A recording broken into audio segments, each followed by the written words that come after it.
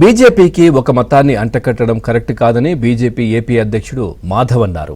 ఇక తిరుపతిలో నిర్వహించిన సంజీవిని స్వరం కార్యక్రమంలో పాల్గొన్న బీజేపీ నేతలు సర్వధర్మ సమాభావన, హైందవ ధర్మం నిత్య నూతనం అనేది బీజేపీ నినాదమని స్పష్టం చేశారు. ఇక లోక కళ్యాణార్థం అన్ని వర్గాల ప్రజల క్షేమం కోసం దేశవ్యాప్తంగా యాగాలు నిర్వహిస్తామని మాధవ్ తెలిపారు.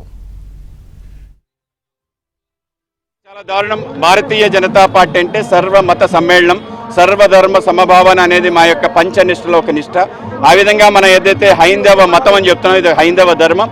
ఈ యొక్క ధర్మం సనాతనమైంది, నిత్య నూతనమైంది, ఎప్పటికప్పుడు యుగాంతర పరివర్తనమై ఈ యొక్క విశ్వ కళ్యాణం కోసం విశ్వజననీయమైన శాస్త్రీయమైన ఆలోచనే హైందవం. ఆ హైందవాన్ని తెలియజేసి ఆ హైందవంలో ఉండే అనేక జాతులకు సంబంధించిన అంశాన్ని తెలియజేసే ప్రయత్నం భారతీయ జనతా పార్టీ నిరంతరం రాష్ట్ర వ్యాప్తంగా దేశవ్యాప్తంగా నిర్వహిస్తున్నాం. ఆ విధంగానే నిర్వహించుకుంటూ ముందుకెళ్తాం.